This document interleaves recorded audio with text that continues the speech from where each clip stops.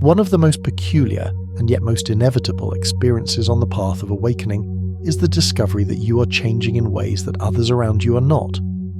And this creates a very strange predicament. It's rather like what happens when a caterpillar begins to transform into a butterfly, while still surrounded by caterpillars who are quite content to remain caterpillars. I want to talk about this because it's something that almost everyone who begins to wake up will encounter. And it can be one of the most isolating, confusing, and yes, dangerous experiences you'll face. Not dangerous in the sense that you'll come to physical harm, though that has happened throughout history to those who dared to see differently, but dangerous in the sense that you may lose everything that once gave you a sense of belonging, identity, and security. Let me begin by saying that growth is not comfortable. It never has been, and it never will be. When a lobster outgrows its shell, it must shed that shell and expose itself, soft and vulnerable, until a new shell forms. During that time, it is in grave danger. Every predator in the ocean would love to make a meal of a soft-shelled lobster. But if the lobster refuses to shed its shell, if it clings to the safety of what it knows, it cannot grow. It will remain stunted, confined, unable to realize its full potential. Human beings are much the same way. We outgrow our shells, our beliefs, our relationships, our ways of understanding the world, and when we do, we become vulnerable. We lose the protection of the crowd, the comfort of conformity, the security of being like everyone else. And this vulnerability, this exposure, this is what I mean by danger. Now, what does it mean to outgrow those around you? It doesn't mean that you've become superior, or that you're better than they are. This is a trap that many people fall into, and it's a sign that they haven't really grown at all. True growth doesn't make you arrogant. It makes you humble. It makes you aware of how much you don't know, how much further there is to go. But growth does change you, fundamentally, irrevocably. And when you change, the people who knew the old you, who loved the old you, may not recognize who you're becoming. Let me tell you about someone navigating this exact journey, a man named Lucas. Before the story begins, leave in the comments the city you're watching from. And at the end, don't forget to rate this story from 0 to 10. Now take a breath and let this story speak to your heart. Lucas was 35 when he started to wake up. Not through some dramatic spiritual experience. No lightning bolt, no mystical vision. Just a slow, uncomfortable realization that the life he was living didn't fit anymore. He'd spent his 20s and early 30s doing what was expected. Good job in finance, nice apartment, regular nights out with the same group of friends he'd known since college. But somewhere around 34, he started asking questions. Not out loud at first, just internally. Why am I working this hard for things I don't actually care about? Why do these conversations feel so empty? Why does everything feel like performance? He started reading philosophy, spirituality, psychology, books that challenged the assumptions he'd been living by. And the more he read, the more he questioned, the more he changed. At first it was subtle. He'd go out with his friends, and the conversations that used to feel fun now felt shallow. Not because his friends were shallow, but because he was no longer satisfied by surface-level interaction. He'd sit at dinner listening to them talk about promotions, new cars, vacation plans, and feel like he was watching from behind glass, present physically, absent spiritually. He tried to bring up deeper topics. Do you ever think about whether we're actually happy, or just distracted enough not to notice we're not? They'd laugh uncomfortably, change the subject. Lucas is having an existential crisis. Someone get him a drink. They weren't being cruel, they just didn't speak that language. And Lucas was beginning to realize neither did he anymore, at least not the language they spoke. The breaking point came at a friend's bachelor party. Everyone was drunk, loud, performing masculinity in the way men do when they're uncomfortable with vulnerability. And Lucas looked around and thought, I don't belong here anymore. Not with judgment, not with superiority, just with sad, clear recognition. He'd outgrown this, not because he was better, but because he'd changed, and they hadn't. And that gap, that distance was now unbridgeable. He left early, made an excuse, and as he walked home alone through the city streets, he felt something he'd never felt before, profound loneliness. Not the loneliness of being alone, but the loneliness of being fundamentally misunderstood by everyone who was supposed to know him. This is the first danger of outgrowing everyone around you, the loss of belonging. Human beings are tribal creatures. We need to feel part of something, to be seen, to be known, to have a place in the social fabric. When you outgrow your tribe, you lose that, and the loss is real. It's not something you can just get over or rationalize away. You're shedding your shell, and you're soft, and you're vulnerable, and every part of you wants to crawl back into that old shell, even though you know you can't fit anymore.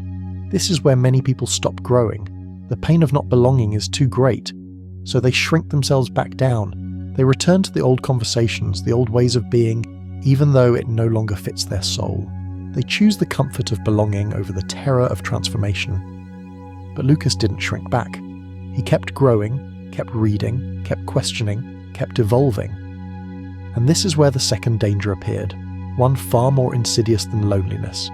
He started to feel superior, not consciously at first, but subtly, in the way he looked at his old friends, in the way he listened to their conversations, in the way he thought about their lives. They're so unconscious, so caught in the matrix, so asleep. He started using words like awakened and conscious to describe himself, and words like asleep and stuck to describe them. He'd go to family dinners and sit there feeling like an anthropologist studying a primitive tribe, observing their petty concerns, their material obsessions, their shallow priorities. He didn't say this out loud, but he didn't have to. His energy said it, his posture, his tone, his barely concealed condescension. And here's the trap. Lucas thought this feeling of superiority was proof of his growth. He thought it meant he'd risen above, evolved beyond, transcended, but it didn't. It meant he'd fallen into one of the oldest spiritual traps, the ego wearing enlightenment as a costume. True awakening doesn't make you look down on others. It makes you see them with more compassion, more understanding, more love. Because when you truly wake up, you remember what it was like to be asleep. You remember the confusion, the unconsciousness, the doing the best you could with what you knew, and you don't judge people for being where you used to be. You hold space for them. You meet them where they are. But Lucas didn't understand this yet, and so his growth, real as it was poisoned by arrogance. He'd lost his old tribe, but he hadn't found a new one, because no one wants to be around someone who radiates judgment, who makes you feel small, who treats your life like it's less than. So Lucas ended up more alone than ever, not because of his growth, but because of how he was holding his growth. And here's the cruel irony. He thought his loneliness proved how evolved he was. No one understands me because I see things they can't see. But the truth was simpler. No one wanted to be around him because he'd become insufferable. This is the second danger, the trap of spiritual superiority, and it's perhaps the most dangerous of all, because it masquerades as growth. It feels like awakening. It gives you the same sense of separation from the crowd, but it's not awakening, it's ego. The same ego you thought you were transcending, just wearing different clothes. Real growth makes you kinder, more patient, more humble, more aware of how much you still don't know. If your awakening is making you judgmental, condescending, or superior, you haven't awakened. You've just found a more sophisticated way to sleep. Lucas continued on his path. He read more, meditated more, withdrew more, but something was happening that he didn't notice. He was hardening. The loneliness he felt, the isolation of being misunderstood, of not fitting in anywhere, was calcifying, turning from sadness into bitterness, from vulnerability into armor. He started telling himself stories. People are small-minded, they don't want truth, they prefer comfortable lies. I'm better off alone. These stories protected him, made the loneliness feel chosen rather than imposed, made him the hero of his own narrative rather than the victim, but they also closed him off, made him less accessible, less human, less capable of genuine connection. You see, there's a difference between solitude and isolation. Solitude is chosen, it's nourishing, it's the space where you reconnect with yourself, with your soul, with the deeper truths you're discovering. Isolation is forced, it's depleting, it's the wall you build when you've been hurt too many times, disappointed too often, misunderstood too deeply. Lucas was sliding from solitude into isolation, and he was convincing himself it was spiritual. I don't need people, I have my books, my practice, my inner work, but humans are not meant to be alone. We are relational creatures, We discover ourselves through others. We grow through connection, not just through solitary contemplation. Lucas was losing this, and the more he lost it, the harder he became, the more cynical, the more closed. This is the third danger, the hardening that comes from prolonged isolation. When you outgrow everyone around you, you become vulnerable, like the lobster without its shell. And if you stay in that vulnerable state too long, without finding new connections, without being seen and held by others on a similar path, you start to build walls, thick walls, walls that protect you from being hurt again, from being misunderstood again, from feeling that ache of not belonging again. But those same walls also keep out love, keep out intimacy, keep out the very connections that would nourish the growth you're pursuing. You become safe, but you also become alone, truly, deeply alone. And there's a particular kind of spiritual person who ends up here, wise, insightful, deeply knowledgeable, and utterly unable to connect with anyone, surrounded by truth, but starved for love. There were nights when Lucas would look at old photos on his phone, pictures from years ago, surrounded by friends, laughing, relaxed, belonging, and he'd feel a deep, aching nostalgia for that version of his life, for the simplicity, the ease, the sense of being part of something. He'd think, maybe I was happier then. Maybe all this growth, all this questioning, all this seeking, maybe it's made my life worse, not better. This is the fourth danger, the nostalgia trap. When you outgrow your old life, there will be moments, many moments, when you romanticize it, when you forget why you left, when you remember only the good parts and conveniently forget the emptiness, the performance, the slow death of living inauthentically.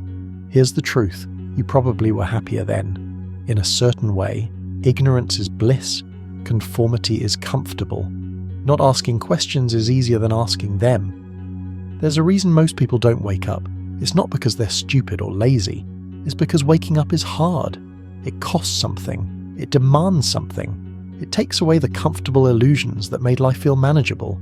So yes, there will be days when you miss the old you, the unconscious you, the you who fit in and didn't ask hard questions and could find joy in things that now feel empty. But here's what nostalgia doesn't show you. That old version of you was slowly dying inside. That ease came at the cost of your soul. That happiness was surface level, built on not looking too closely at your own life. You can't go back. The caterpillar cannot return to being a caterpillar once the transformation has begun. The shell, once shed, cannot be reworn. You can only go forward.